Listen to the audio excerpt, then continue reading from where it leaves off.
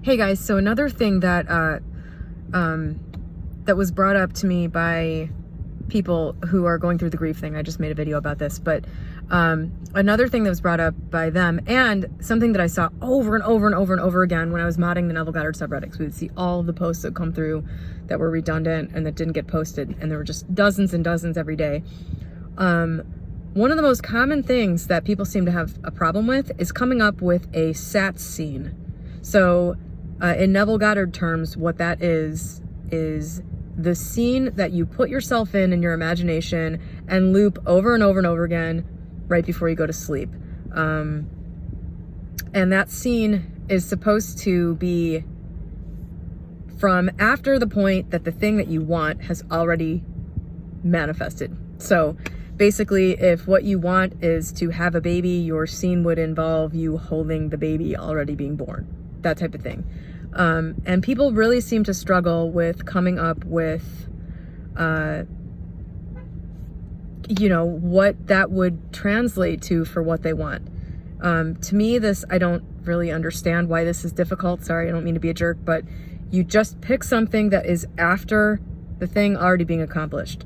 For me, the easiest thing would be just come up with somebody saying something to you that indicates, that the thing is done. So, your friend saying you and your husband seem so happy, if what you want is to be happily married. Just something like that. This isn't like a rocket science. You don't have to come up with a perfect thing. But the point I really want to make is that you don't have to do this at all. I have literally never used SATS and looping a scene before falling asleep to make anything in my life happen. You can do all of this consciously. Really, all you're trying to do, everybody talks about impressing the subconscious mind like it's this mystical, magical thing. The idea is to get yourself autopiloting towards that end. It's to change your mind, essentially. It's to get an intention in there strongly enough that you're on board with going directly towards that thing. It becomes your chief aim. And that's all this really is. And you don't have to do any of this imaginal stuff. If you are on the right path and you really want something, it's going to come up organically enough.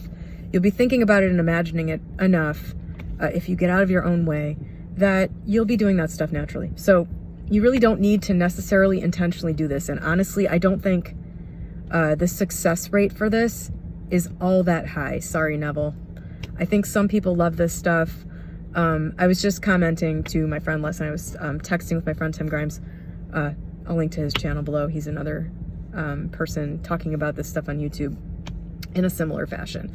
What I've gotten from Neville is that your experience in imagination is as real as your experience in reality.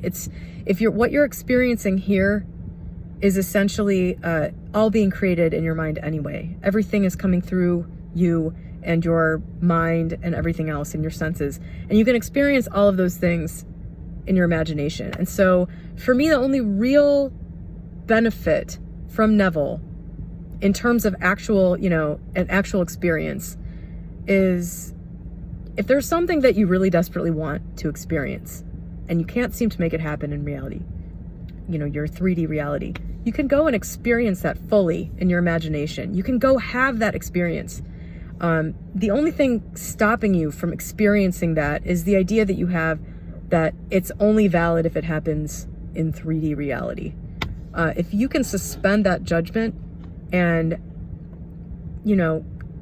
get behind the idea that what you're experiencing is all in your mind anyway, then you can go into your imagination and experience something that is sorely missing from your life, just to give yourself a break from not having that thing, thinking about it, wanting it, all that. And what this does is just produce a sense of relief, for me anyway.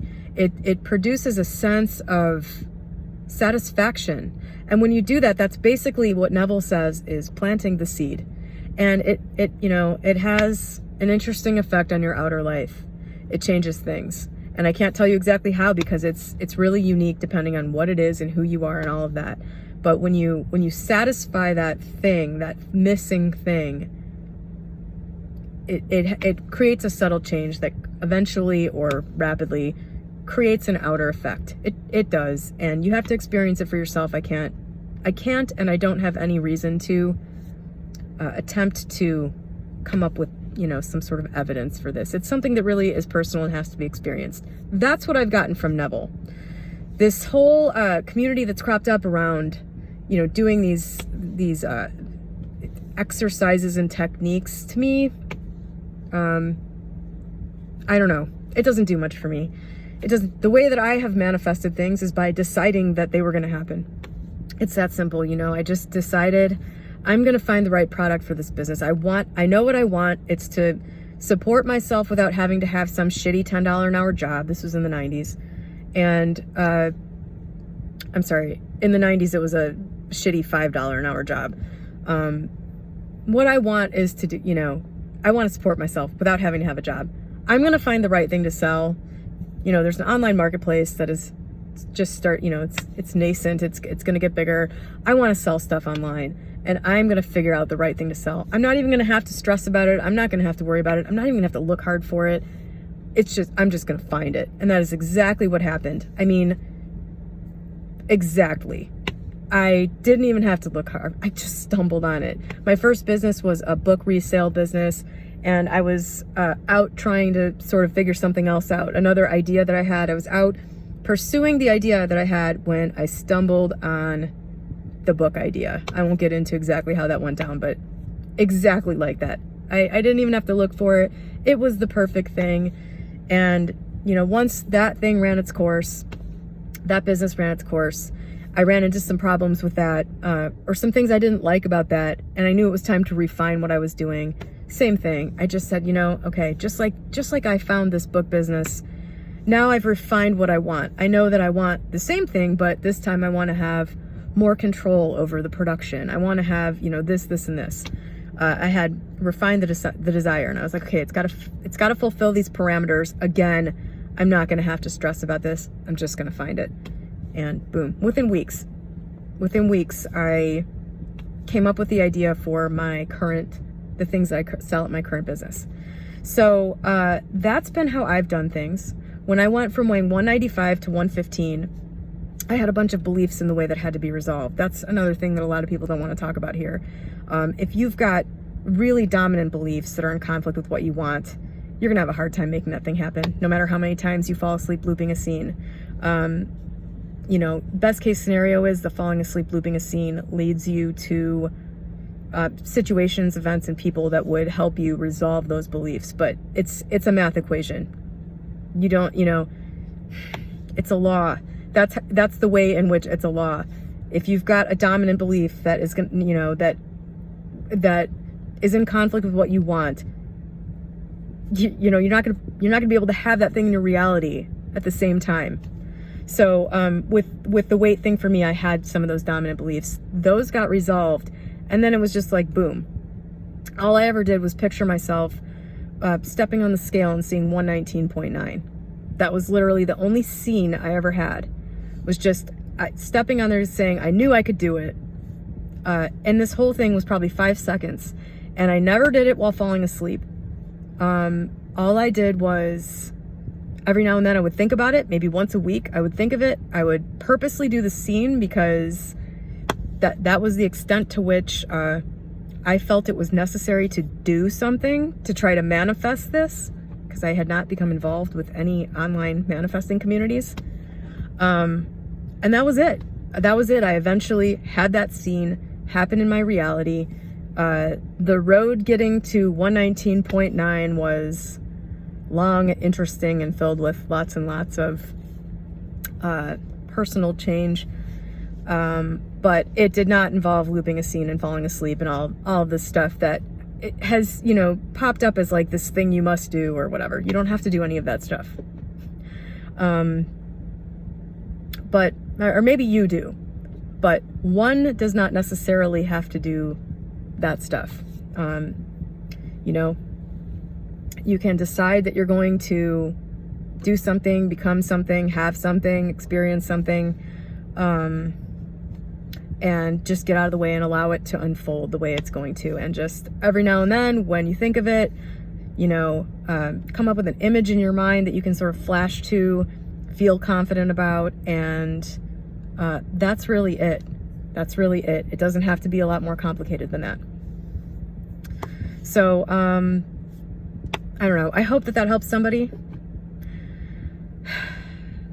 It's getting difficult to continue to talk about things, filtering everything through the Neville lens. I really, you know, for as much as I love Neville's writing, I have never viewed him as an entry-level personal change. You know, most people, I think, benefit from something a little more down to earth. Neville, to me, was sort of the final puzzle piece that sort of glued everything together. After reading Neville, I started to see how other things that I saw as being not connected were all talking about the same thing, just from a different angle.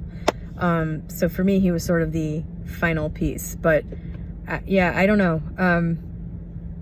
If you've come to all this manifesting stuff for the first time through Neville, I'd branch out and read a little bit more, especially if you're confused or not having any success, because he just might not be the right place to start for you. And this SATS thing right before bed, that's not a thing that I don't think really anyone else, you know, Deepak talks about meditating in the 7 Spiritual Laws of Success, which is one of the first books I read that I really liked way back in the day, like 20 years ago, over 20 years ago. He talks about meditating, and once your mind is quiet, you're basically in the field of pure potentiality. I love that. AKA the vortex, AKA whatever, you know, the I am state. And in that place, all you need to do is just have a small intention. He talks about introducing a slight intention, and he basically says the world will roll at your feet. The things that you intend in that state will happen. And, you know, you really have to find somebody that speaks to you, I think. They're all saying the same thing. So if SATS doesn't do it for you, meditation does it for some people. I never really did any of that. I just kind of decided, and with sort of a bold determination, and that's that. That's all I ever really had to do. So don't necessarily think that you have to do anything that anybody's telling you have to do here. You have to figure out what you have to do. That's it. That's all you have to do. Figure out what works for you. And that's it. I hope that helps somebody. Have a great day.